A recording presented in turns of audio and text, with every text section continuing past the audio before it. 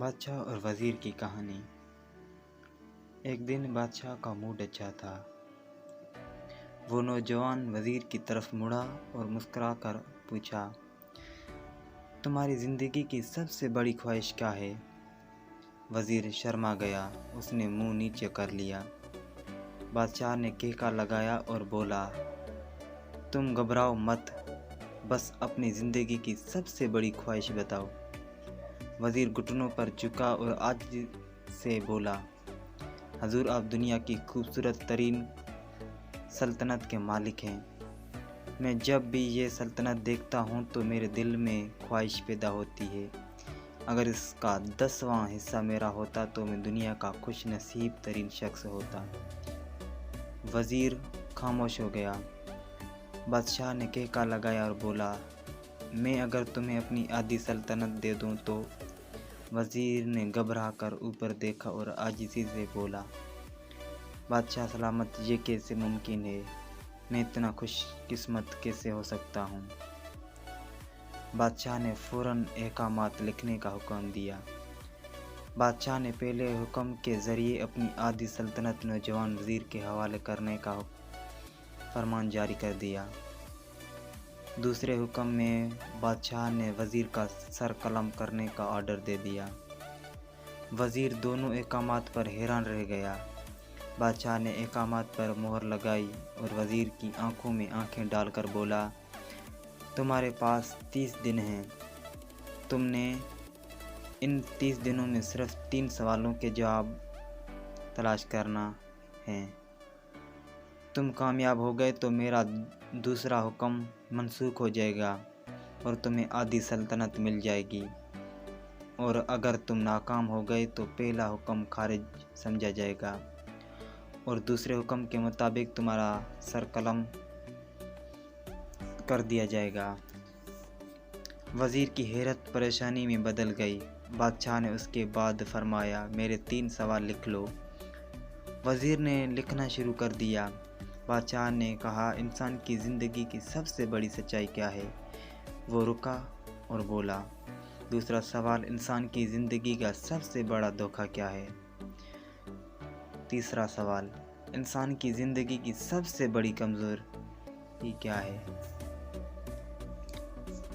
بادشاہ نے اس کے بعد نقارے پر چوٹ لگوائی اور بآواز بلند فرمایا، تمہارا وقت شروع ہوتا ہے اب۔ وزیر نے دونوں پروانے اٹھائے اور دربار سے دوڑ لگا دی۔ اس نے اس شام ملک بھر کے دانشور، ادیب، مفکر اور ذہین لوگ جمع کیے اور سوال ان کے سامنے رکھ دیے۔ ملک بھر کے دانشور ساری رات بحث کرتے رہے، لیکن وزیر نے دوسرے دن دانشور بڑھا دیے، لیکن نتیجہ وہی نکلا۔ وہ آنے والے دنوں میں لوگ بڑھاتا رہا مگر اسے کوئی تسلی بخش جواب نہ مل سکا، یہاں تک کہ وہ مایوس ہو کر دارالحکومت سے باہر نکل گیا۔ وہ سوال اٹھا کر پورے ملک بھر میں مارا مارا پھرتا رہا، شہر شہر، گاؤں گاؤں کی خاک چھانٹتا رہا۔ شاہی لباس پھٹ گیا، پگڑی ڈھیلی ہو کر گردن میں لٹک گئی، جوتے پھٹ گئے اور پاؤں میں چھالے پڑ گئے، یہاں تک کہ شرط کا آخری دن آ گیا۔ اگلے دن اس نے دربار میں پیش ہونا تھا۔ وزیر کو یقین تھا یہ اس کی زندگی کا آخری دن ہے، کل اس کی گردن کاٹ دی جائے گی اور جسم شہر کے مرکزی پل پر لٹکا دیا جائے گا۔ وہ مایوسی کے عالم میں دارالحکومت کی کچی آبادی میں پہنچ گیا۔ آبادی کے سرے پر ایک فقیر کی جھونپڑی تھی۔ وہ گرتا پڑتا اس کٹیا تک پہنچ گیا۔ فقیر سوکھی روٹی پانی میں ڈبو کر کھا رہا تھا، ساتھ ہی دودھ کا پیالہ پڑا تھا، اور فقیر کا کتا سڑاپ سڑاپ کی آواز کے ساتھ دودھ پی رہا تھا۔ فقیر نے وزیر کی حالت دیکھی، کہکا لگایا اور بولا، جناب اعلیٰ، آپ صحیح جگہ پہنچے ہیں، آپ کے 3 سوالوں کے جواب میرے پاس ہیں۔ وزیر نے حیرت سے اس کی طرف دیکھا اور پوچھا، آپ نے کیسے اندازہ لگایا میں کون ہوں اور میرا مسئلہ کیا ہے؟ فقیر نے سوکھی روٹی کے ٹکڑے چھابے میں رکھے مسکرایا، اپنا بوریا اٹھایا اور وزیر سے کہا، یہ دیکھیے آپ کو بات سمجھ آ جائے گی۔ وزیر نے جھک کر دیکھا، بوریے کے نیچے شاہی خلط بچھی تھی۔ یہ وہ لباس تھا جو بادشاہ اپنے قریب ترین وزراء کے عنایت کرتا ہے۔ فقیر نے کہا، جناب اعلیٰ، میں بھی اس سلطنت کا وزیر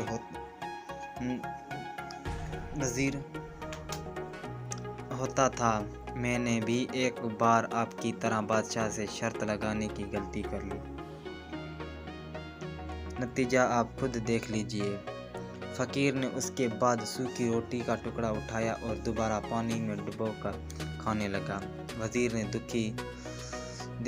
دکھی دل سے پوچھا، کیا آپ بھی جواب تلاش نہیں کر سکے تھے؟ فقیر نے کہکا لگایا اور جواب دیا، میرا کیس آپ سے مختلف تھا۔ میں نے جواب ڈھونڈ لیے تھے۔ میں نے بادشاہ کو جواب بتائے آدھی سلطنت کا پروانہ پہاڑا۔ بادشاہ کو سلام کیا اور اس کٹیا میں آ کر بیٹھ گیا۔ میں اور میرا کتا دونوں مطمئن زندگی گزار رہے ہیں۔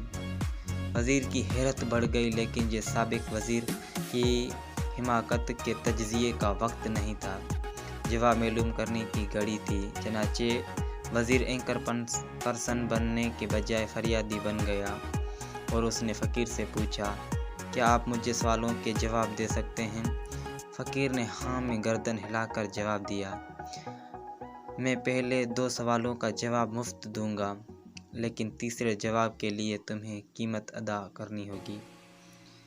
وزیر کے پاس شرط ماننے کے سوا کوئی آپشن نہیں تھا۔ اس نے فوراً ہاں میں گردن ہلا دی۔ فقیر بولا، دنیا کی سب سے بڑی سچائی موت ہے۔ انسان کوئی بھی ہو، کچھ بھی ہو، وہ اس سچائی سے نہیں بچ سکتا۔ وہ رکا اور بولا، انسان کی زندگی کا سب سے بڑا دھوکہ زندگی ہے۔ ہم میں سے ہر شخص زندگی کو دائمی سمجھ کر اس کے دھوکے میں آ جاتا ہے۔ فقیر کے دونوں جواب ناقابل تردید تھے۔ وزیر سرشار ہو گیا۔ اس نے اب تیسرے جواب کے لیے فقیر سے شرط پوچھی۔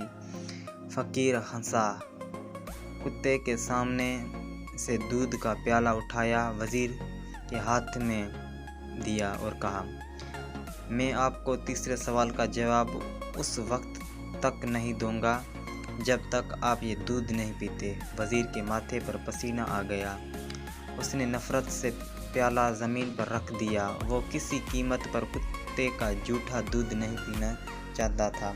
فقیر نے کندھے اچکائے اور کہا، تمہارے پاس اب 2 راستے ہیں، تم انکار کر دو اور شاہی جلاد کل تمہارا سر اتار دے گا، پھر تم یہ آدھا پاؤ دودھ پی جاؤ اور تمہاری جان بھی بچ جائے اور تم آدھی سلطنت کے مالک بھی بن جاؤ۔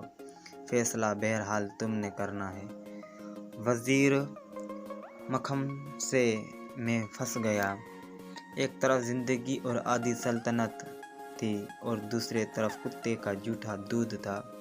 وہ سوچتا رہا یہاں تک کہ جان اور مال جیت گیا اور سیلف ریسپیکٹ ہار گئی۔ وزیر نے پیالہ اٹھایا اور ایک ہی سانس میں دودھ پی گیا۔ فقیر نے کہکا لگایا اور بولا، میرے بچے، انسان کی سب سے بڑی کمزوری غرض ہے۔ یہ اس کتے کا جھوٹا دودھ تک پینے پر مجبور کر دیتی ہے، اور یہ وہ سچ ہے جس نے مجھے سلطنت کا پروانہ پہاڑ کر اس کٹیا میں بیٹھنے پر مجبور کر دیا تھا۔ میں جان گیا تھا، میں جو زندگی کے دھوکے میں آؤں گا، میں موت کی سچائی کو فراموش کرتا جاؤں گا، اور میں موت کو جتنا فراموش کرتا رہوں گا، میں اتنا ہی غرض کی دلدل میں دھنستا جاؤں گا، اور مجھے روز اس دلدل میں سانس لینے کے لیے غرض کا غلیظ دودھ پینا پڑے گا۔ لہذا میرا مشورہ ہے، زندگی کی ان تینوں حقیقتوں کو جان لو، تمہاری زندگی اچھی گزرے گی۔ وزیر خجالت، شرمندگی اور خود ترسی کا تحفہ لے کر फकीर की कुटिया से निकला और महल की तरफ चल पड़ा।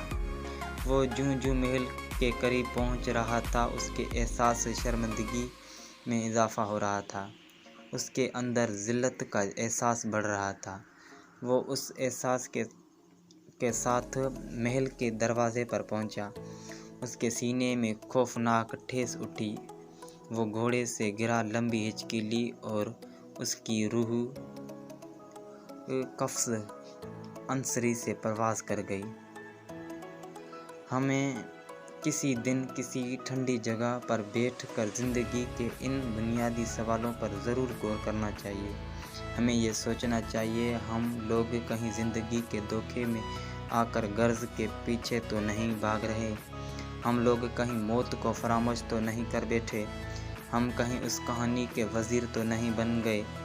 मुझे यकीन है हम लोगों ने जिस दिन ये सोच लिया, उस दिन हम गर्ज के उन गलीज़ प्यालों से बालातर हो जाएंगे। वीडियो देखने के लिए शुक्रिया। अगर हमारी ये वीडियो अच्छी लगी हो तो लाइक, कमेंट और शेयर कर दें और हमारे चैनल को भी सब्सक्राइब करें। Thank you.